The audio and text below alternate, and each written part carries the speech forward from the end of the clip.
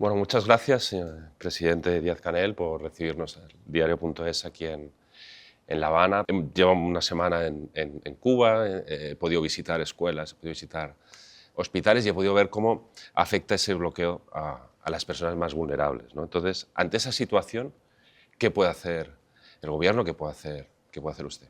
Bueno, gracias a ti y a tu equipo por estar aquí presente en Cuba. Yo siempre digo cuando alguien nos visita en tiempos tan complejos como estos, que es un hecho de valentía estar en Cuba, y le agradecemos que nos den esta oportunidad y también que estén con nosotros, que estén viendo, observando, para poder hablar con objetividad nuestra realidad, la realidad cotidiana del pueblo cubano. Mira, yo creo que en todo esto del bloqueo que tú has descrito también, a partir de las apreciaciones que tienes en los días que han estado por acá, el bloqueo hoy es brutal. Es brutal, sencillamente es algo criminal, es algo que no merece el pueblo cubano. Yo creo que la mayor crudeza del bloqueo es su permanencia prolongada en el tiempo. Son más de 60 años de bloqueo. Y el mayor cinismo es cómo ese bloqueo está acompañado de una construcción narrativa que trata de invisibilizar al verdadero culpable y que trata de transformar esa realidad echándole la culpa a lo que ellos han llamado el Estado fallido y no sentir como responsables verdaderos a las propias políticas de máxima presión que hoy han desencadenado en una magnitud de máxima expresión los actuales miembros del gabinete que administra la política en los Estados Unidos. Y para llegar a lo que me preguntas, también tendría que explicar que lo que estamos viviendo hoy es una acumulación de los efectos del bloqueo en todos estos años. O sea, durante más de 60 años hemos vivido bloqueo, pero teníamos dentro de ese bloqueo otras posibilidades para sobrevivir, otras posibilidades para avanzar, otras posibilidades para trabajar. Pero en particular después del 2019, después del segundo semestre del 2019, el bloqueo adquirió una cualidad diferente, que fue la cualidad de recrudecimiento. Cuando la primera etapa de la administración Trump impone 240 medidas que recrudecieron ese bloqueo, se potencia la persecución financiera y la persecución petrolera, y además de eso nos incluye en una lista de países que supuestamente apoyan el terrorismo. Estar en esa lista te corta todas las posibilidades de acceder a crédito, es muy difícil las relaciones con los bancos, es muy difícil la relación también con las agencias financieras a nivel internacional. En medio de toda esa situación vino la COVID y todos los impactos de la COVID. Biden, una administración demócrata, mantuvo las mismas condiciones de bloqueo recrudecido. Y ahora esta segunda etapa de Trump ha sido sumamente agresiva hacia Cuba y sobre todo en los últimos meses. Hay que decir que primero empieza todo lo que se tejió alrededor de Venezuela, y ya cuando se teje el bloqueo a Venezuela, cuando se incrementa la presencia militar en proporciones inusuales en los últimos 10 años de tropas norteamericanas en el Mar Caribe, y se bloquea a Venezuela, dejó de entrar combustible a Cuba. Estamos hablando de diciembre del pasado año. Después vino toda la operación mediática de construcción para agredir a Venezuela, el secuestro y la extracción del presidente y su esposa para juzgarlo ilegalmente en una corte norteamericana.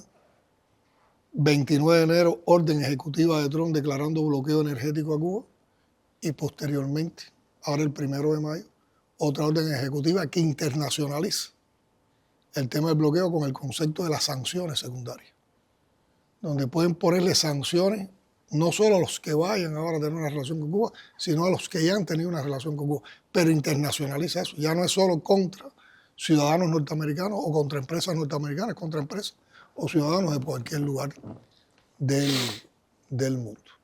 Entonces, ese recrudecimiento acumulado, además, y llevado a una política de máxima expresión, que es una política totalmente perversa, porque lo que tiende es a buscar la asfixia para que haya ruptura en el seno de la sociedad cubana, para que haya un estallido social, para que haya un pretexto para intervenir, y además con un relato que la acompaña desde el punto de vista narrativo, que invisibiliza a los verdaderos culpables, tiene un efecto en todos los sectores de la vida del país. Vamos a hablar del sector agrícola o del sector de la producción de alimentos. No hay fertilizantes, no hay plaguicidas, no hay insumos para la agricultura, no hay combustible para la maquinaria eléctrica, no hay medicamentos para los animales. Por lo tanto, eso nos ha llevado, pues nosotros estamos luchando, enfrentando esa situación con soberanía alimentaria. Tenemos toda una estrategia de soberanía alimentaria que además está apoyada por una ley que aprobamos en nuestro Parlamento. Estamos haciendo uso de la ciencia y la innovación, estamos utilizando las técnicas agroecológicas, tenemos que depender más de la tracción animal, pero así en medio de esas circunstancias hoy tenemos sembrado un fondo de tierra de cultivos fundamentales superior al de los últimos 15 años del país. O sea, el pueblo, el heroico pueblo cubano, también en el agro, enfrenta la adversidad con resistencia creativa y no con rendición. Pero indudablemente hay menos rendimiento, cuesta más trabajo producir. Nos afecta también la logística de transporte. Por ejemplo, hoy nosotros tenemos en puerto un barco con más de 15.000 toneladas de arroz. Eso nos da para distribuir 3 libras de arroz per cápita durante este mes a toda la población de Cuba. Eso mismo lo vamos a poder lograr en los próximos meses, pero ahora no tenemos cómo trasladar de manera oportuna e inmediata lo que le corresponde a cada provincia por los problemas de logística afectados por la transportación. Y ese es otro elemento de impacto también. Hoy cuesta más trabajo que alguien nos quiera vender trigo para el pan de todos los días. Hoy nos cuesta más trabajo también comprar en el mercado internacional leche en polvo para los niños que la necesitan. Entonces, todo eso lo enfrentamos con una estrategia que está defendiendo la producción nacional, pero que se realiza bajo situaciones muy complejas. Vamos al mundo de la salud. Nosotros tenemos un sistema de salud robusto que durante años ha demostrado su efectividad, sus potencialidades. Somos capaces de compartir servicios médicos con otros países del mundo. Hemos sido capaces de formar médicos, incluso de manera gratuita, de otros países del mundo. Incluso estudiantes norteamericanos de medicina se han graduado en Cuba. Hoy nuestros hospitales no tienen la energía que necesitan por los apagones, se ven afectados. Por lo tanto, hoy hay una lista de espera en operaciones quirúrgicas de más de 100.000 pacientes cubanos. Y entre ellos hay más de 12.000 niños. Por lo tanto, fíjate qué impacto más criminal del bloqueo. Nuestros médicos, nuestro personal de enfermería, nuestro personal paramédico llega por las mañanas a cumplir con su deber humanitario ante sus pacientes, tal vez habiendo tenido una noche de muy mal dormir por los apagones, o porque si por la madrugada en sus casas hubo energía, era el momento que tenían que aprovechar para hacer todo lo que tienen acumulado en la casa. Pero que les cuesta trabajo también moverse en transporte, porque también el transporte público está limitado por la falta de combustible, pero llegan, atienden a sus pacientes. Todo esto va teniendo un impacto también en algunos indicadores de salud. Nosotros siempre hemos tenido una tasa de mortalidad infantil que compite con la de los países más desarrollados. Esa tasa de mortalidad infantil que en otro momento era de 4 y tanto, incluso llegó a ser de 3,6, ahora está duplicada, está casi en niveles de décimas por encima de 9. Sigue siendo una tasa, digamos, competitiva a nivel internacional, pero no es la que nosotros estamos acostumbrados, porque ya nosotros teníamos niveles de mayor eficiencia en un programa materno infantil. Nosotros tenemos programas de atención a niños con cáncer que son muy efectivos, hoy están limitados por medicamentos, están limitados por insumos y por lo tanto la sobrevida de esos niños que padecen de cáncer se disminuye y también se afecta. En los últimos meses, con enormes esfuerzos a partir de la exportación de servicios médicos y de tecnologías biotecnológicas de nuestra industria farmacéutica, con esos ingresos, hemos logrado producir una determinada cantidad de medicamentos. Yo te puedo asegurar que en estos momentos tenemos más de 70.000 bultos de medicamentos, que son más o menos el 50% de lo que hemos producido en los últimos meses, que no hemos podido llegar a distribuir hasta los últimos confines a los que van dirigidos esos medicamentos, precisamente por las afectaciones logísticas que hay, por la falta de combustible para repartir esos medicamentos, que damos una parte de ellos importantes gratuitamente a nivel de hospitales, en todas las redes de hospitales y centros asistenciales del país. Eso significa que hoy, teniendo medicamentos producidos por nosotros, no llegan a la población, y hoy la población está afectada en más de un 67% del cuadro básico de medicamentos. ¿Qué decirte en el nivel de la economía? Bueno, todo esto tiene un reflejo en la economía, en la logística, en el transporte, en los procesos productivos, en los procesos de servicio. Hemos tenido que compactar producciones y servicios. Tenemos trabajadores disponibles que hoy el Estado les paga una compensación, pero que no están produciendo, no están dando servicios por las afectaciones que tienen en insumos esos procesos. Hay una reducción del turismo porque han ido contra las agencias turísticas, las han presionado. Hay muchas agencias que se están retirando del país en contra de su voluntad por las presiones que han recibido. La falta de combustible impide que las líneas aéreas puedan llegar a Cuba, puedan ser abastecidas en sus aviones al regreso, y todo eso ha limitado el turismo, que era una de nuestras principales fuentes de ingresos. Y todo esto provoca entonces una contracción en la oferta para la población. Esto provoca inflación, recrudece la inflación, da menos posibilidades para que la gente pueda satisfacer, nuestra gente, nuestro pueblo, nosotros podamos satisfacer las necesidades. Pierde valor adquisitivo el salario, la relación salario-precio se descompensa mucho. Y a nivel social, bueno, lo cotidiano, la vida de las personas, esto genera determinados sentimientos de frustración, de cansancio en la gente. ¿Cómo enfrentarlo? Que era, en fin de cuentas, la esencia de la pregunta, pero que era difícil contestarla si no te daba todas las consecuencias de lo que significa esto, y sobre todo la magnitud del peso de esta perversidad con que están agrediendo a Cuba. Bueno, nosotros tenemos una estrategia. En el mes de diciembre, a partir de todo el debate económico que había en el país y el debate popular también en los criterios de expertos, conformamos un programa de desarrollo económico y social para el año, que lo hemos ido adaptando a las circunstancias actuales y que llevamos a debate popular en el mes de diciembre. Por lo tanto, tiene el aporte de la sabiduría de nuestro pueblo. Se perfeccionó, se robusteció después de ese debate popular, y es el que estamos tratando de implementar. Tiene varios aspectos, tiene un grupo de transformaciones que tenemos que aplicar en materia del sistema de dirección de economía, en la adecuada relación centralización-descentralización, en la adecuada relación entre planificación y mercado.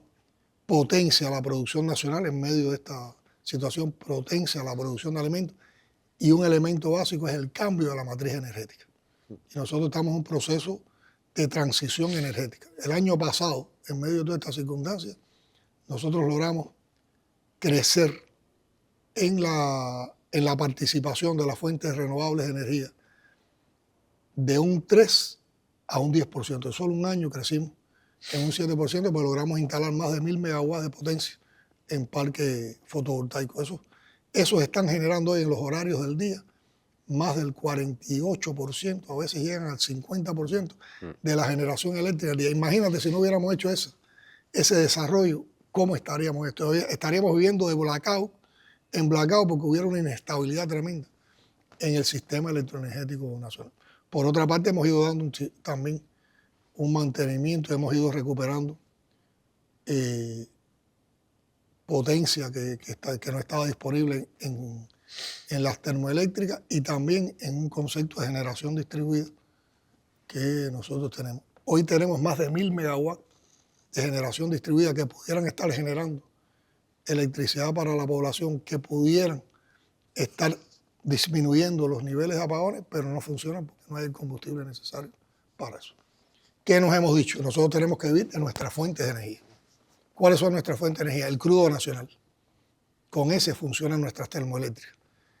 Ese crudo nacional logramos, que es pesado, ya logramos, aplicando ciencia e innovación, refinarlo. Ya hemos hecho varias corridas de refinación en refinerías cubanas. Por lo tanto, tenemos la posibilidad de que si ahora incrementamos la producción de ese crudo nacional, podremos tener también unos excedentes que no solo tendremos que usar el crudo en la generación térmica, sino también lo podremos utilizar como derivado en otros procesos de la economía, pero es algo que hay que seguir potenciando. Por otra parte, vamos implementando otras vías de fuentes renovables de energía, el uso de la biomasa, el uso del biogás. Utilizamos el gas acompañante de la extracción de petróleo y tenemos una fuente de generación que se conoce como Energas, que también aporta una importante cantidad de la generación eléctrica en los días. Y nosotros no renunciamos en medio de este cerco energético al derecho que tenemos como país de adquirir combustibles en el mercado internacional. Hoy eso está muy restringido porque han hecho enormes presiones los gendarmes del aparato de gobierno norteamericano. Cada vez que se enteran que un barco viene con intenciones a Cuba, hacen una presión. Solo llegó en más de 5 meses un barco ruso y hay que decir que ese barco ruso propició que durante 15 días cambió de inmediato la situación electroenergética, pero lo que demuestra que no somos un Estado fallido. Un Estado fallido no podía estar sobreviviendo en medio de esta situación, ni pudiera demostrar que cuando tiene recursos puede hacer las cosas de una manera distinta. Hemos también introducido cambios en nuestras maneras de comercialización, en nuestra forma de negocio. Hemos abierto el negocio del combustible, de la importación de combustible para el sector privado, pero hay que decir que el sector privado cubano solo ha podido en estos meses importar alrededor de 27.000 toneladas de combustible, de ellas 6.000 toneladas de gasolina y 21.000 de diésel. 6.000 toneladas de gasolina es menos de la mitad del consumo que necesita el país en un mes. Y 21.000 toneladas de diésel es prácticamente una semana de generación eléctrica. O sea que, aunque hemos abierto esas cosas y hemos buscado capacidad de adaptación, el cerco es tan brutal que no llega el combustible que necesitamos. Entonces, en todo este escenario en el que nos estamos moviendo y no nos vamos a rendir. Se hablaba de la última ronda de sanciones, la del 1 de mayo. A mí me ha pasado esta mañana en el hotel, he ido a pagar una consumición en el bar y en la cafetería y no ha pasado la tarjeta de crédito. Hoy se anuncia que la entidad que trabajaba las tarjetas de crédito se retira del país. Y esta semana también hemos sabido que Iberostar y Meliá se retiran también del país.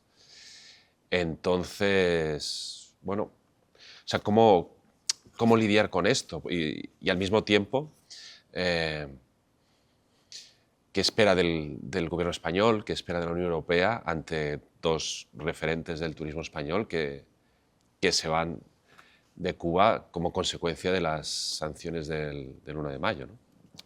Yo quiero explicarte también que estas entidades han estado mucho tiempo apostando en Cuba, han trabajado a brazo partido con nuestras entidades turísticas, son empresarios a los cuales les tenemos mucho respeto por el apoyo que siempre han tenido y se están yendo en contra de su voluntad. Se están yendo en contra de su voluntad.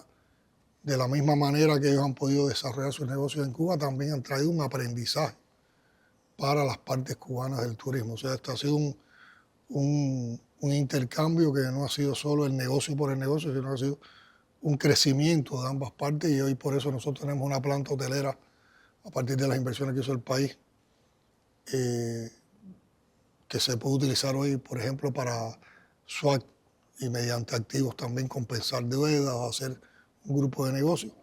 Pero por otra parte hay un aprendizaje, hay toda una formación profesional de nuestra gente. Bueno, habrá hoteles que tendremos que operar hoy más con administración cubana que con administración compartida con entidades extranjeras. Estamos planteando también modalidades de negocio diferentes. Cubanos que quieran invertir y que quieran administrar hoteles, estamos abiertos para eso.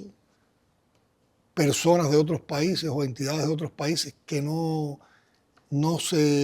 tienen ni cuentas en Estados Unidos ni dependencia con Estados Unidos y que están dispuestos a trabajar con Cuba, también tienen espacios abiertos. Hemos ofrecido también estas posibilidades de negocio para los cubanos residentes en el exterior. Y yo creo que ahora estamos pasando por estos momentos de incertidumbre, pero yo creo que iremos superando estas adversidades, estas sanciones coercitivas, y por otra parte estoy seguro que también muchos van a regresar a Cuba a seguir los negocios con Cuba. Pero no será nada fácil por la terquedad con que se ha manifestado la administración norteamericana tratando de frenar el desarrollo turístico de Cuba, que sabe que es una fuente de ingresos funeraria. Y te voy a contar más cosas, porque estos fenómenos que estamos viendo ahora ya se venían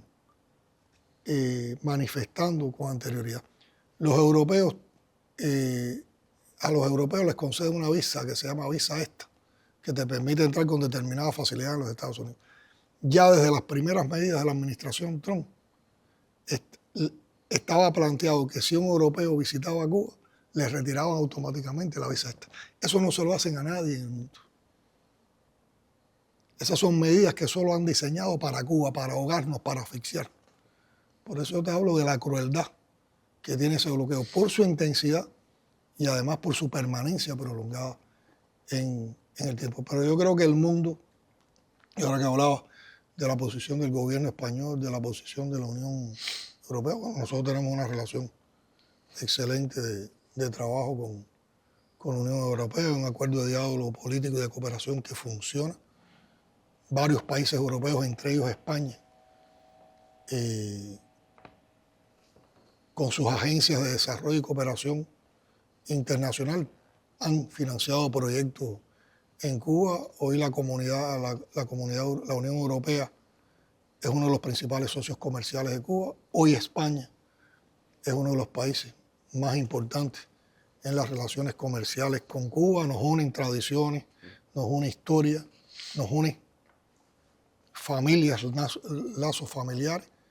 El gobierno español ha sido muy respetuoso con Cuba. El gobierno español y la Unión Europea en su mayoría siempre ha apoyado la resolución cubana en Naciones Unidas contra el bloqueo. Y yo creo que ahora también la Unión Europea y España tienen que comprender que el bloqueo no solo afecta a Cuba, que el bloqueo está afectando a ciudadanos españoles, a ciudadanos europeos, a empresarios y a entidades europeas y españolas. Los bancos españoles y los bancos europeos no pueden tener relaciones con Cuba. Las agencias financieras de Europa, de España, no pueden tener relaciones con Cuba.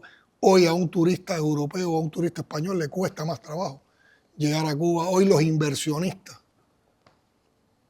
europeos o españoles tienen que enfrentar limitaciones y trabas y regulaciones espurias, coercitivas, totalmente bajo presiones. Son situaciones muy incómodas porque se ha internacionalizado el bloqueo. Y yo creo que ningún país a ningún país en el mundo le corresponde el papel de ser gendarme mundial ni de ser el que tenga los designios sobre el resto de los países. Por lo tanto, creo que también con dignidad la Unión Europea, la propia España, tienen que enfrentar esto y tienen que proteger a su empresariado, tienen que proteger a sus ciudadanos. No pueden permitir que les impongan leyes extraterritoriales desde otro país a las propias concesiones que están en las constituciones europeas, en la Constitución española. Hubo un comunicado de España, Brasil y México sobre la situación en Cuba. Yo creo que coincidiendo con aquella cumbre. Eso fue en el reciente, la cumbre de las democracias que hubo en España, y fue un momento de apoyo de España. También España ha hecho algunas donaciones en estos momentos también como ayuda humanitaria a nuestro país. De alguna manera, o sea, usted hablaba ahora de esa primera administración Trump que introdujo la limitación del ESTA para los que hayan visitado Cuba. Seguramente fue un cambio muy radical con respecto a la administración Obama, que fue de las que más abrió, ¿no?, recientemente a Cuba, pero es verdad, me estaba acordando justo ahora que coincidió con la COVID, que Cuba no podía, o sea, que la administración Trump no facilitó a Cuba respiradores. Fue la administración Biden, exactamente. Fue la administración Biden. Fue la administración. ¿Cómo fue eso? A ver, nosotros... Porque se esperaba, seguramente ustedes esperaban que Biden retomara un poco el espíritu de Obama, sí, pero en realidad mantuvo... Trump recrudece el bloqueo en el segundo semestre del 2019. Y en enero del 2020, cuando ya casi iba a entregar su administración, su mandato, iba a terminar su mandato, nos incluye en la lista de países que supuestamente apoyan el terrorismo. Y Biden mantuvo todo eso. A nosotros nos entra el primer caso de COVID en marzo del 2020. No teníamos experiencia de la enfermedad y antes de eso ya habíamos enviado brigadas médicas cubanas a lugares que eran el epicentro de la pandemia en esos momentos, como fueron regiones de Italia. Ahí nuestros médicos apoyaron a las autoridades locales, trabajaron con la población de esa zona, lograron un prestigio tremendo y un cariño tremendo en esos lugares y aprendieron del manejo de la enfermedad. Por lo tanto, además de apoyar solidariamente a los países que en aquellos momentos eran el epicentro de la pandemia, lograron conocimiento que después transmitieron para Cuba y que después pudimos, con ese conocimiento, ir fortaleciendo nuestros protocolos de enfrentamiento a la pandemia. Y nos entra la pandemia en marzo. En el primer año de pandemia, nosotros pudimos mantener un control, teníamos un sistema que lográbamos, como eran pocos los casos, lográbamos el aislamiento de los pacientes y además cortábamos la cadena de transmisión epidemiológica, aislando los contactos directos de los pacientes y los contactos de los contactos. Y por lo tanto controlamos la enfermedad. Y por esos resultados, a finales del 2020, abrimos la frontera. Había muchos cubanos que llevaban mucho tiempo fuera del país, que querían regresar, que querían verse a su familia. Era el momento del fin de año. Eso tiene en Cuba también una connotación familiar como la tienen en España. Muy difícil con el carácter de los cubanos, que nos damos besos, abrazos, que en familia nos reunimos, llegar a esa avalancha de personas desde otros confines que estaban más infectados por la enfermedad. Por lo tanto, el número de casos que empezó a arribar al país ya era muy grande y no nos permitía ese aislamiento. Fuimos entonces a un trabajo consciente de aislamiento domiciliario, o sea, que la gente tuviera responsabilidad en las propias casas, compartiendo la familia y pudieran aislarse. Se empezaron a multiplicar los casos y caímos en un pico pandémico muy fuerte en el 2021, a mediados del 2021. Nos dimos cuenta que los mecanismos de distribución de vacunas que había en el mundo, en esos Cuba no tenía opción. Y por otra parte teníamos que incrementar las salas de cuidados intensivos para que nuestras salas de cuidados intensivos no colapsaran como habían colapsado en otros lugares del mundo, incluyendo los Estados Unidos. Con toda su riqueza, no logró manejar bien la pandemia. Entonces, ¿qué soluciones buscamos? Vacuna, nos reunimos con nuestros científicos.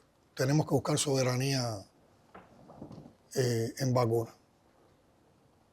A los 3 meses, nuestros científicos nos dieron los primeros bulbos de una vacuna que fue soberana. Después desarrollaron Abdala y después desarrollaron 3 candidatos vacunales más. Por lo tanto, nosotros contamos con 5 candidatos vacunales.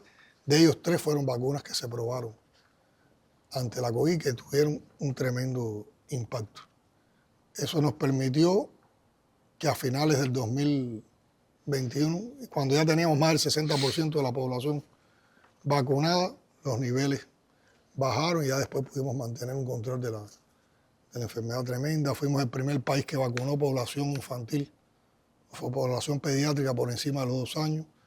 Estábamos entre los 10 o 12 países que más dosis de vacunación habían aplicado por habitante, que habían llegado a mayor por ciento de población vacunada. Pero todo eso tuvo un camino, y el camino fue el tiempo que tuvieron que dedicar nuestros científicos para crear sus vacunas. Muy pocos países del mundo pudieron tener vacunas propias, y Cuba lo logró en medio ya de esa situación de bloqueo recrudecido, con apagones, con falta de insumos, con falta de medicamentos, con falta de alimentos. Cuando vamos a buscar el crecimiento en las salas de terapia intensiva, necesitábamos ventiladores pulmonares. El gobierno de los Estados Unidos impidió que compañías norteamericanas comercializaran este tipo de tecnología a Cuba. Volvimos a acudir a nuestros científicos, en este caso a jóvenes científicos. Y estos muchachos fueron en pocos meses capaces de diseñar ventiladores pulmonares que fueron evaluados por nuestros expertos en terapia intensiva, nuestros mejores anestesiólogos, y se convirtieron en desarrollos de ventiladores pulmonares de altas prestaciones, con los cuales pudimos producir lo que necesitábamos, y hoy tenemos capacidad para exportar esos ventiladores pulmonares. Otra vez más, la ciencia y la innovación, que es uno de los patrimonios de la revolución, que fue una de las ideas fundacionales de la revolución por parte de Fidel, por parte del comandante en jefe, nos permitieron esos resultados. Y hay un tercer hecho que también demuestra la brutalidad y la perversidad del bloqueo. En medio de esa situación, con un alto número de pacientes ingresados, tiene un desperfecto nuestra planta de producción de oxígeno medicinal. Y la complejidad de la pieza no la podíamos resolver en Cuba. Teníamos que enviar la pieza a un país europeo. Por lo tanto, demoraba tiempo. Habíamos calculado que se iban a agotar nuestras reservas de oxígeno medicinal, como así pasó. Y el gobierno de Estados Unidos negó, impidió que entidades del área de América Latina y el Caribe, productoras de oxígeno medicinal, le vendieran a Cuba oxígeno medicinal. Hubo otros países, entre ellos Rusia, que nos apoyó enormemente. Pudimos también recibir desde China y otros países ventiladores pulmonares, plantas de concentradores de oxígeno, plantas más grandes también de producción de oxígeno medicinal. Organizamos una operación casi militar de precisión, para donde faltaba un balón, una operación que todo el mundo se movilizaba, llegaba a cualquier lugar del país, y con un esfuerzo tremendo del personal médico logramos superar esa situación. Pero eso te demuestra también la perversidad, porque aquí es que estaban condenando a que un grupo de pacientes, entre los que había niños, murieran por falta de oxígeno. Así fue como el país enfrentó la pandemia. Nosotros tuvimos una letalidad por debajo de 1, cuando en el mundo fue de más de 1, y en América Latina y el Caribe sobre todo de más de 1.23, si mal no recuerdo la cifra. O sea, que en medio de la adversidad fuimos capaces de manejar mejor la enfermedad que otros países con riquezas incluso, y no bloqueados. Y eso tiene que ver mucho con la concepción humanista de la Revolución Cubana, con nuestro modelo de salud, que es inclusivo, que es un modelo de salud gratuito, que tiene espacio para todos, y que facilitó ese resultado, al contrario de lo que pasaron con los modelos neoliberales de salud, que quedaron quebrados con toda esta situación. Los ricos pudieron tener mejor atención que los pobres, pero al final la pandemia no respetó ni diferenció entre ricos y pobres, y lo que hizo fue cobrar muchas vidas a nivel global, y yo creo que esa es una experiencia que la humanidad también tiene que sacar. Allí en Estados Unidos se comenta mucho que, o sea, es un tema de conversación, la posibilidad de un ataque a Cuba. Hay muchas hipótesis. Si pudiera ser una operación como la del secuestro de Maduro, además ahora también con ese paralelismo con la imputación de Raúl Castro, una operación semejante, si pudiera ser otro tipo de operación, en fin. De hecho, bueno, los demócratas en el Congreso han registrado algunas resoluciones sobre poderes de guerra para intentar limitar esa hipótesis. ¿Cómo se vive eso desde aquí? O sea, ¿realmente es una hipótesis que creen posible? Bueno, déjame decirte que Cuba es un país de paz. Cuba es un país que quiere la paz. Cuba quiere perfeccionar su sociedad con participación popular, defendiendo los principios en los que creemos, las convicciones que tenemos. Hay muchas demostraciones de que somos un país de paz. Cuba nunca ha agredido a nadie.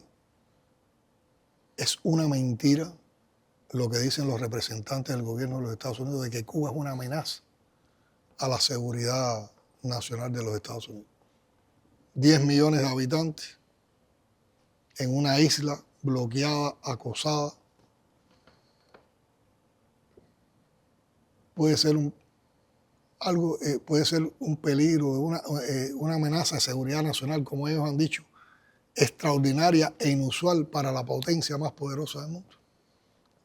Es un pretexto construido para ir calentando a la opinión pública mundial para justificar la posibilidad de una agresión militar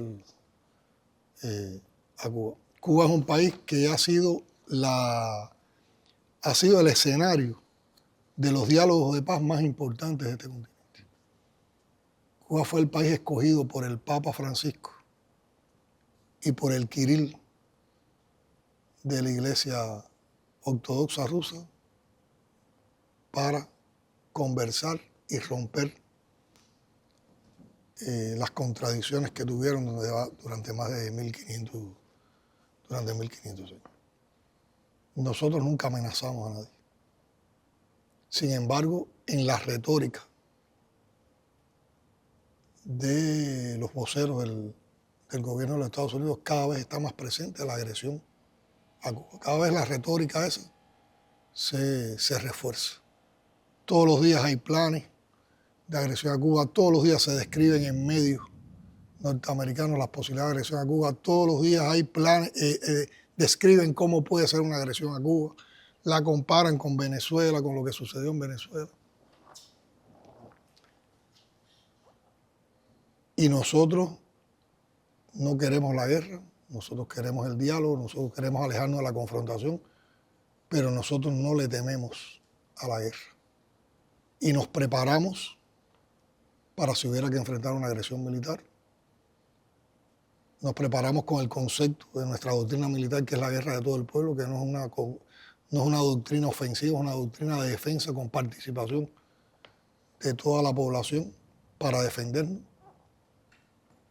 Y en la misma medida que estemos mejor preparados, eso también es un elemento disuasivo, porque invadir a Cuba costaría vidas cubanas, costaría cientos de miles de vidas cubanas, pero también le costaría al invasor grandes pérdidas humanas y grandes pérdidas también en todo tipo de cosas. Sería un desenlace complejo para los propios Estados Unidos y sería un desenlace complejo para nuestro país, pero sería también una amenaza a la estabilidad y a la seguridad de América Latina y el Caribe, que en una de las conferencias de la CELAC, precisamente aquí en La Habana, se declaró como zona de paz. Yo creo que Estados Unidos en esta política de máxima presión está apostando a 3 escenarios. Un escenario es con la asfixia económica, provocar el estallido social. Y que ese estallido social le dé posibilidad, entonces, con un pretexto de ayuda humanitaria, intervenir en el país. Ya esos ejemplos los tenemos en Haití. A Haití le dieron ayuda humanitaria, a Haití le han intervenido en más de una ocasión y Haití no ha tenido prosperidad. Al contrario, cada vez Haití es una nación más pobre, cada vez el pueblo haitiano vive una situación más compleja. Esas mentiras ya están demostradas históricamente, en las que se basa la filosofía del gobierno norteamericano. Un segundo escenario es seguir un diálogo con Cuba coercitivo de máxima presión para apoderarse de la economía cubana, para ocupar el país económicamente y que eso después les diera la posibilidad de provocar un cambio del sistema político, es la gran aspiración de Estados Unidos. Y un tercer escenario es el de la agresión militar. Pero esos escenarios no los hemos construido nosotros. Esos son los escenarios que ellos están planteando, esos son los escenarios que están en su retórica, esos son los escenarios que están constantemente en lo que dice el secretario de Estado norteamericano o lo que dice el presidente de los Estados Unidos. Por lo tanto, nosotros tenemos el derecho a defendernos, a prepararnos para defendernos, para que no haya sorpresa y para que no haya derrota. Y las comparaciones, siempre tratamos de evitar las comparaciones con otra nación. Porque que nos comparen con otra nación sería desconocer la fortaleza de nuestras instituciones, la unidad de nuestro heroico pueblo, la decisión de la mayoría de nuestro pueblo de defender la revolución hasta sus últimas consecuencias, nuestra historia de tradiciones de lucha, nuestro apego por la soberanía, la independencia y la autodeterminación que tanto trabajo nos costó lograrla. Porque también en nuestra historia hay todo un grupo de momentos donde se frustró la independencia. Una guerra de independencia como la de los 10 años, que fue una guerra larga, no terminó con una victoria, terminó con un pacto. Una guerra chiquita que pudo ser una guerra grande, no llegó a ser esa guerra grande también por determinados problemas de unidad. Y la revolución, la guerra necesaria para continuar la revolución que concibió Martí, terminó con una ocupación militar de Estados Unidos y Cuba siendo una neocolonia de los Estados Unidos, en lo que se conoció como la primera guerra imperialista, la guerra hispano-cubana norteamericana. Estados Unidos intervino de manera oportunista en una guerra que ya las tropas pambisas cubanas tenían ganada.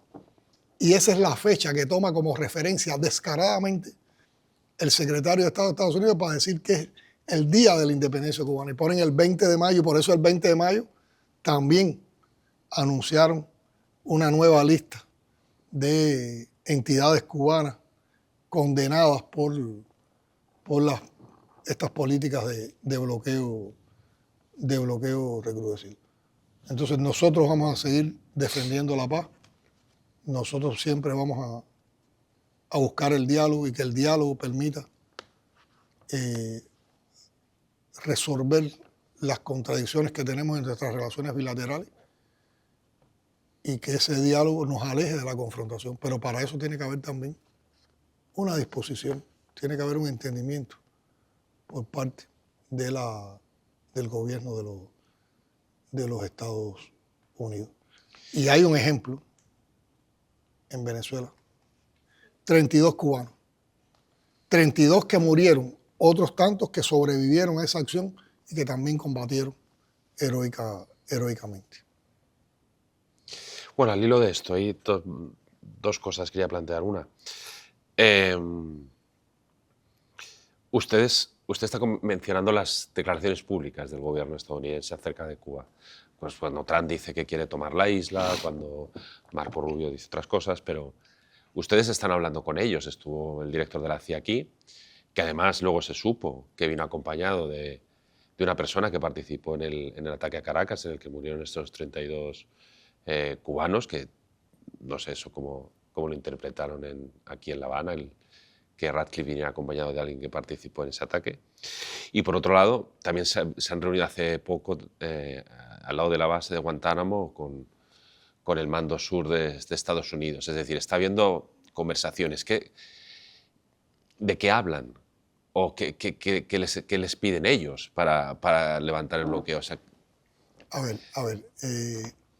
¿Y qué pueden ustedes ceder? ¿Qué no pueden ceder? ¿Dónde están las líneas rojas? Quiero decir, Cuba ha tenido una posición histórica de mantener un diálogo con los Estados Unidos.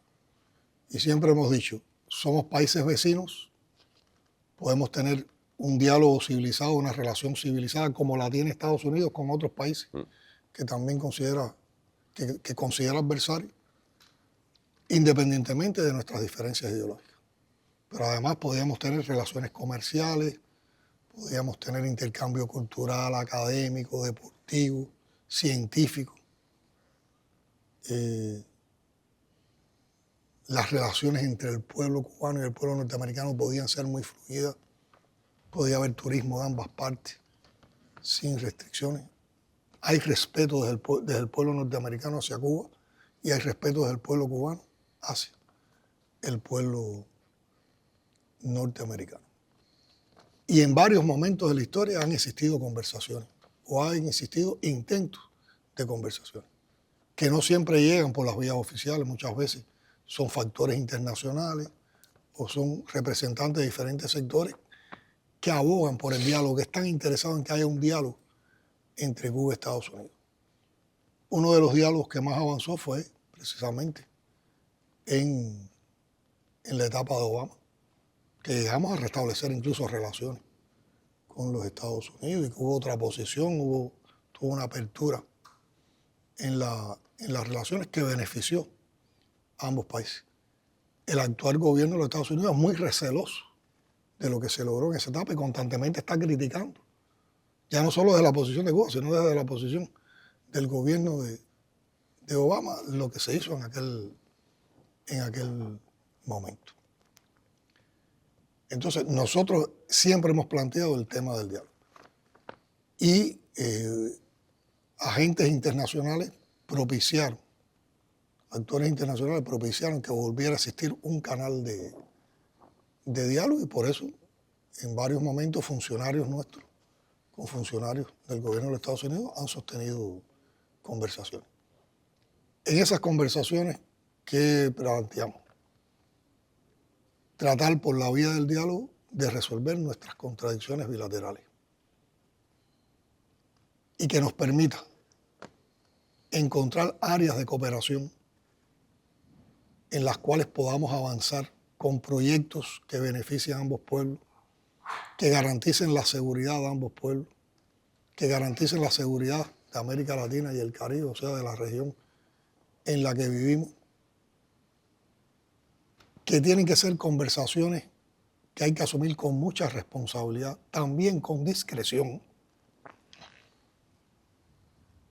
y con mucha sensibilidad, porque atañe mucho a las relaciones entre nuestros países y entre nuestros pueblos. Y que nos permita construir espacios de diálogo que faciliten avanzar en esa relación y nos alejen de la confrontación. Pero tiene que ser una conversación, tiene que ser un diálogo sin presiones, en igualdad de condiciones, sin condicionamiento con relación a cambios en nuestro sistema político y social, sin consideraciones ni condicionamientos en cuanto a nuestra independencia, a nuestra soberanía y nuestra autodeterminación, que tiene que observar un principio de reciprocidad y además respetar los principios del derecho internacional. Por lo tanto, ahí estamos poniendo rayas rojas. No puede haber imposición de cambio de sistema político y económico. No están en juego los asuntos internos de nuestro país. No puede ser un diálogo partiendo de una posición de fuerza o de una presión hacia el país. Y hay que asumirlo con responsabilidad, con discreción. Y ese ha sido el comportamiento. Nosotros nunca nos dejamos manipular o contestar a las manipulaciones cuando salen conversaciones distorsionadas sobre ese proceso de diálogo en el que estamos. Y muchas veces se manipula y uno dirá, ¿por qué tienen que acudir a esa práctica tan vergonzosa de estar diciendo cosas que no fueron las que se conversaron? ¿Por qué les es tan necesario mostrarse como que ellos son los que están llevando la conversación a puntos en que nosotros no tenemos salida o que nos están llevando a una situación de máxima presión o que nos están llevando a un condicionamiento? ¿No? Nosotros eso nunca lo aceptaremos. Y cuando se toca algo que roce esos planteamientos, ahí siempre va a haber una posición firme de la parte cubana y una no aceptación a continuar un diálogo en esas condiciones. Ahora nosotros confiamos en el diálogo, creemos que el diálogo es necesario. Podríamos construir una relación en muchas áreas que están incluso reconocidas, que están planteadas. Hoy hay muchas cosas para las cuales nosotros tenemos una disposición, por ejemplo, de que hay inversiones norteamericanas en Cuba, que haya negocios de entidades norteamericanas en Cuba, pero los que la limitamos no somos nosotros. Están limitadas por las propias leyes de bloqueo, por la propia política de bloqueo. Incluso si Estados Unidos ahora quisiera tener ese tipo de relación con Cuba, tiene que mediante determinados mecanismos, tiene que levantar algunas de las limitaciones que impone el bloqueo y que imponen las órdenes ejecutivas en este sentido, porque si no, no son factibles, pues estarían violando las leyes de los Estados Unidos. O sea que Estados Unidos, esa política agresiva se convierte también en algo contradictorio para poder avanzar en ese diálogo. Pero nosotros creemos en el diálogo, creemos en la posibilidad del diálogo, siempre que se asuma desde esas posiciones. Pero es un diálogo difícil. Difícil porque hay toda una historia. ¿Cuál es esa historia? Siempre ha habido un país que ha jugado el rol de agresor y uno el rol de agredido. Estados Unidos siempre agrediendo, Cuba siempre agredida. En todos los momentos en que hemos tenido diálogo, en que hemos tenido conversaciones y hemos llegado a compromisos, Cuba ha cumplido sus compromisos y Estados Unidos, por lo general, los ha incumplido. Hay una relación también que es asimétrica. Quien ha llevado una política agresiva, quien ha llevado una política de bloqueo, quien ha llevado una política de ofensa hacia la otra parte ha sido Estados Unidos, hacia Cuba. Por lo tanto, hay muchas cosas que en esto lo tiene que resolver Estados Unidos, no Cuba. Y tú hablabas de algunas conversaciones que han existido, que de alguna manera se han tratado en la prensa de los Estados Unidos con determinados toques informativos que no son totalmente reales ni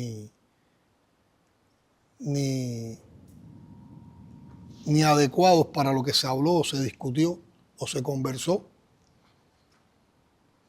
pero han sido canales que han existido en otro momento.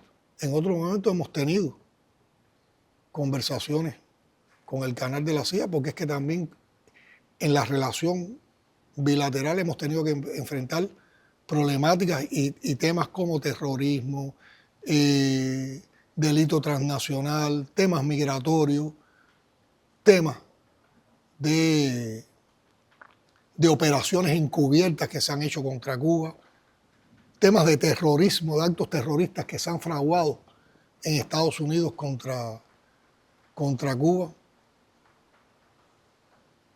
aspectos de la aplicación de la ley y los diálogos en la base naval de Guantánamo. Durante años hemos sostenido un diálogo mensual. Se realiza una reunión conjunta entre representantes de las Fuerzas Armadas norteamericanas y representantes nuestros. Un mes se hace en territorio de la base y otro mes se hace en territorio de Cuba. Y eso se suspendió cuando también el gobierno de los Estados Unidos fue a una situación de más recrudecimiento del bloqueo. Ahí que se discuten relaciones para evitar conflictos en la frontera. Se atienden en la participación de cooperación de ambas fuerzas cuando existan situaciones de desastres naturales, de catástrofes, de incendios o de alguna situación de personas que quieran entrar ilegalmente a la base o que quieran penetrar a Cuba de manera ilegal. Hay planes conjuntos para extinguir incendios. Hay incluso planes para tratar personal que pueda estar afectado en una determinada circunstancia y se pueden atender en hospitales cubanos.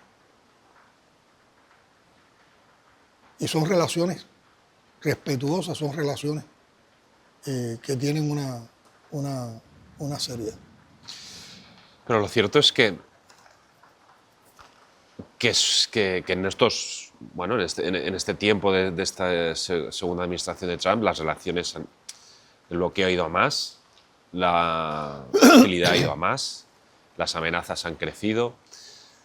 Llevamos medio año prácticamente de este año. ¿Qué vislumbra de aquí a esas fiestas de fin de año que son tan importantes para todos, ¿no? O sea, ¿qué cree que puede pasar de aquí a que acabe el año? ¿Cómo? Mira, uno como revolucionario siempre tiene una visión optimista de la vida. Y sin dejar de desconocer que estamos viviendo una situación muy compleja, una situación muy dura. Y la incertidumbre pesa también mucho en el pueblo. Pesa la incertidumbre, pero uno cree también, nosotros creemos en nuestras convicciones, en nuestras fortalezas. Y sobre todo porque somos parte de un pueblo que ha dado un ejemplo a nivel mundial de resistencia, de heroísmo. Y uno como parte de ese pueblo no puede traicionar esa historia. Entonces, por lo que creemos en nuestro pueblo, por lo que creemos en nuestras convicciones, por lo que significa la revolución, para nosotros siempre tenemos un enfoque optimista. Pero no un enfoque optimista por cliché ni por eslogan. Es porque en otros momentos de la historia también hemos sobrepasado situaciones difíciles y la respuesta está precisamente en ese pueblo. Pero además, porque confiamos también en el apoyo internacional. Confiamos en que de la misma manera que hay toda una mafia cubano-americana a la cual ceden también en presiones y por puros intereses electorales los representantes de la actual administración estadounidense en Estados Unidos, en el pueblo de Estados Unidos y en sectores de Estados Unidos, hay mucho apoyo a que se normalicen las relaciones y que haya un diálogo constructivo con Cuba.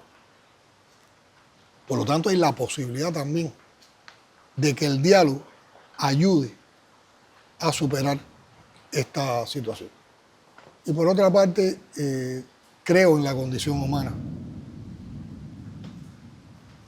En el mundo hay muchos que quieren un mundo mejor, que quieren otro orden económico internacional, que sea más justo, que sea inclusivo, que dé oportunidades para todos. Hay muchos en el mundo que no están de acuerdo con que haya un país que sea supremacista, hegemónico, que dicte las reglas. Cada vez en el mundo hay más personas, hay más gobiernos, hay más estados, hay más países que apoyados por sus pueblos defienden el multilateralismo y que están dando otras visiones que logran más inclusión, más igualdad, más posibilidades, que no miran con desprecio a los pueblos y a los países del sur global. Y esas ideas tienen que triunfar. El mundo tiene que enfrentar con dignidad todo lo que está pasando. Porque lo que está pasando con Cuba no está pasando solo en Cuba. Pasó en Venezuela, ha estado pasando en todos estos años, en ese cruel genocidio que se comete todos los días contra el pueblo palestino en Gaza. Está pasando en el Líbano. Está pasando con la agresión a Irán. El mundo tiene que darse cuenta que todos estamos enfrentando por parte del gobierno de Estados Unidos una agresión multidimensional que se expresa en una guerra a nivel global que es ideológica, que es cultural y que es mediática. Es ideológica porque Estados Unidos está tratando de imponerle al mundo su hegemonía. Es cultural porque para imponer su hegemonía y hacer que todos piensen como Estados Unidos, tiene que borrar la identidad cultural de todos nuestros pueblos y de todos nuestros países. Tiene que borrar nuestras historias, nuestras raíces culturales. Tiene que provocar que los pueblos vean como obsoleta su cultura. Y es mediática porque para lograr esto desarrollan una enorme estrategia mediática basada en la calumnia, en el asesinato de reputaciones, en la mentira repetida como lo están haciendo con Cuba. Y así es como construyen esa narrativa perversa de la que te hablé al inicio. ¿Qué hicieron con Venezuela? Durante años vinieron mediáticamente armando la narrativa de que era un narcoestado, de que Maduro era un dictador, de que no había democracia en Venezuela, del famoso vinculación de Maduro con el cártel de los Soles. Y cuando hicieron toda esa preparación artillera mediática, agredieron al país incluso cuando estaban en conversaciones con ese país. Y ahí demuestra la traición, lo traicionero que son. Secuestraron ilegalmente a un presidente y lo extrajeron de su país para juzgarlo ilegalmente en los Estados Unidos. Y a los 2 días no había cártel de los Soles. Todas las evidencias se perdieron, pero recordemos la guerra en Irak, cuando dijeron que Irak tenía un programa de armas biológicas. Nunca aparecieron las armas biológicas. Agredieron a Irán. Guerra con Irán. ¿Cuál fue el pretexto que fabricaron? De que había arma atómica arma nuclear por parte de Irán en toda esta guerra y no ha habido ninguna acción nuclear por parte de Irán. Todas las mentiras se van desmoronando. Plantearon una presencia inusual en el Mar Caribe, supuestamente para luchar contra el narcotráfico, y lo que han cometido son asesinatos extrajudiciales de personas sin probar causa, sin tener pruebas, sin pasar por corte, sencillamente porque han supuesto de que son narcotraficantes y han aniquilado embarcaciones con personas adentro. Yo digo, el mundo digno va a permitir que esa sea la manera de funcionar. El mundo va a permitir esa perversidad. El mundo va a ser cómplice de eso. ¿O es que el mundo no puede sacar la experiencia de la historia? Esto es igual que el fascismo.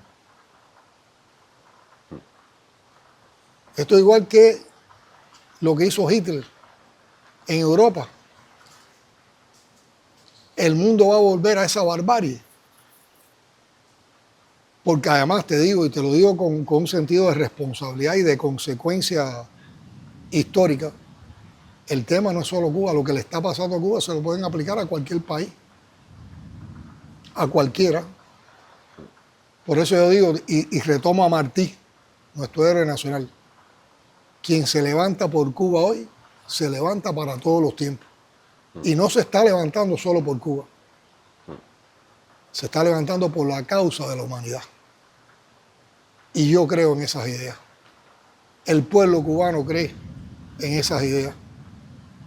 Y vamos a defender esas ideas. Sabiendo lo que sabemos ahora, lo que se ha visto en los últimos años, pues que Biden no fue Obama, que las sanciones con Trump y los bloqueos se han incrementado, ¿cree que si pudiera cambiar algo de los últimos 5 o 6 años, que es algo que a veces también se oye, ¿no?, en algunos círculos aquí en La Habana, dice, pues a lo mejor en lugar de invertir tanto en el sector inmobiliario, hotelero, se podría haber invertido más en la soberanía energética, soberanía alimentaria, educación, sanidad, que ahora son los símbolos de la revolución y están siendo muy golpeados con esta crisis?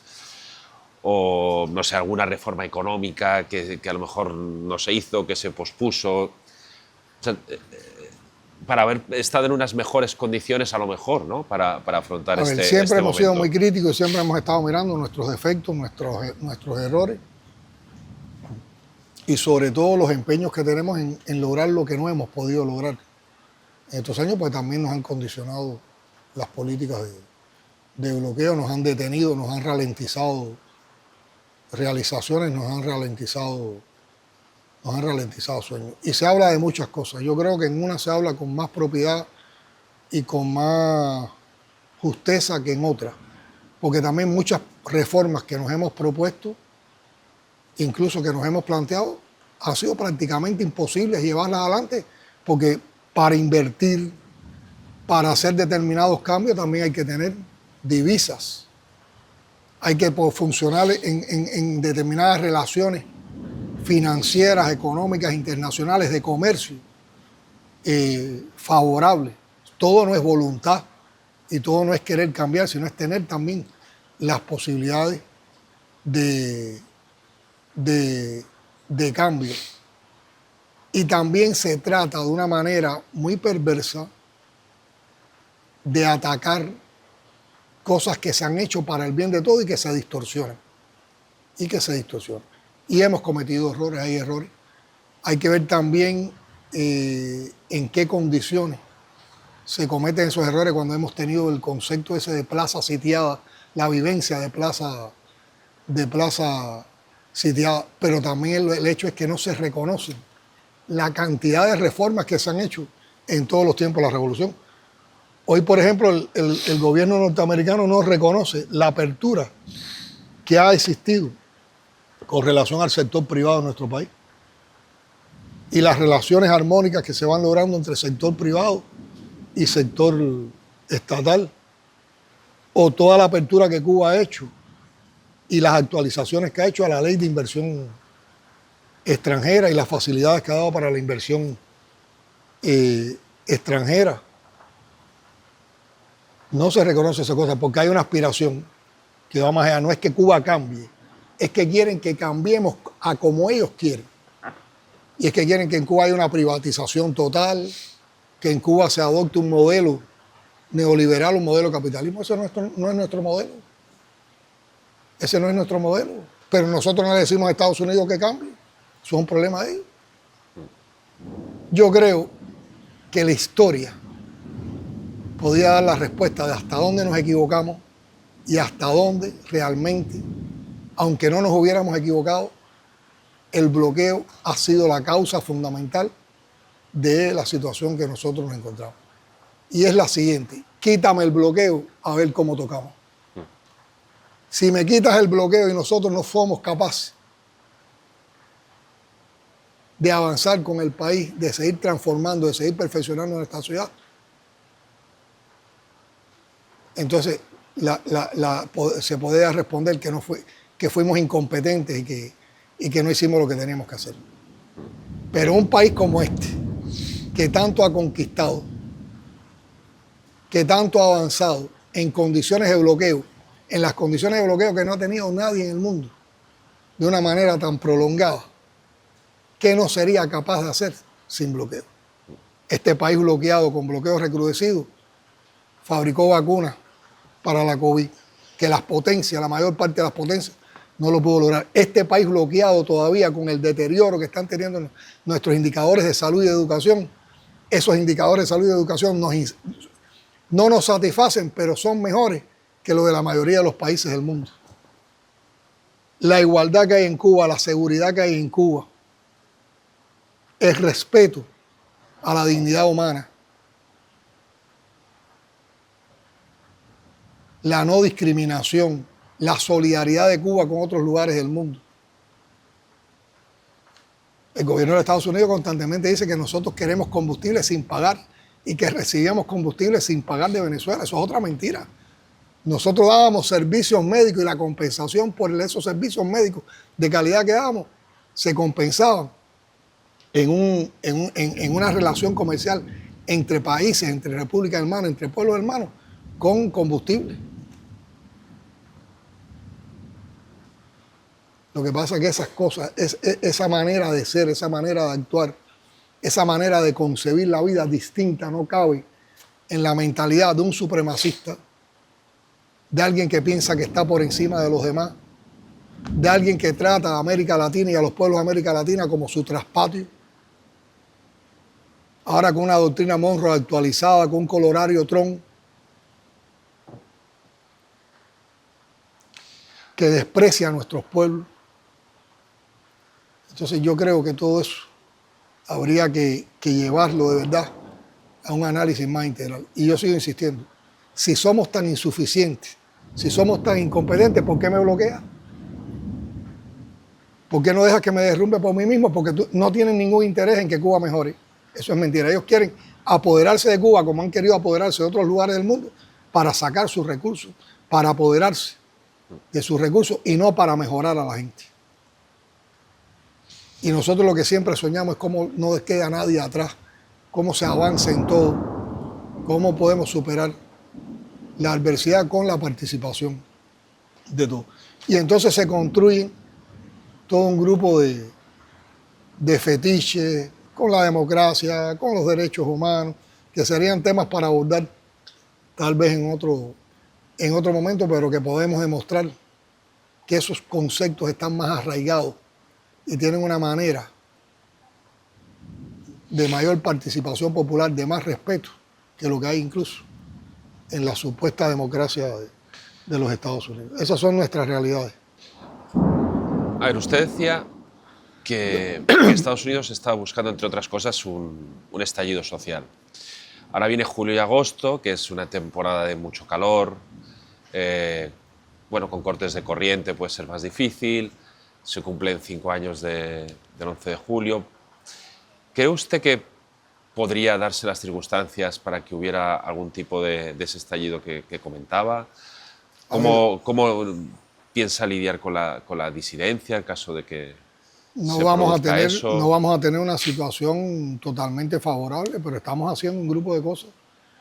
También nos limitamos para explicar algunas cosas porque están constantemente pendientes de qué vamos a hacer, por dónde vamos a caminar para también entorpecer eso, pero tenemos nuestros programas para cada uno de esos escenarios, para sortear esos escenarios. Y sobre todo porque confiamos en nuestro pueblo.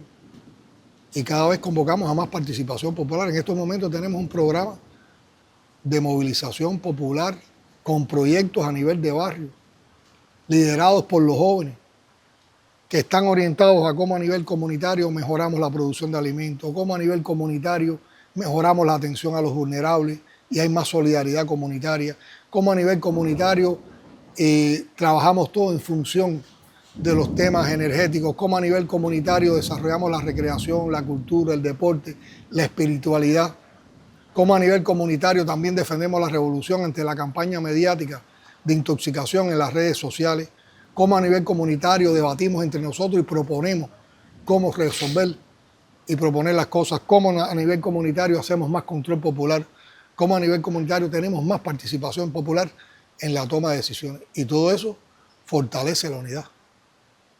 Y la mayor parte de nuestra gente, en medio de esa situación, a veces, en medio de esa situación difícil, no se confunde y sabe quién es el verdadero causante de esos problemas. Por eso nuestro pueblo ha, en tantos años, construido una cultura de resistencia, que como te decía es una cultura de resistencia creativa. Muchas gracias, presidente Díaz-Canel. Gracias por recibirnos aquí y nos vemos en otra ocasión. Muchas gracias. Muchas gracias y siempre serás bienvenido a Cuba.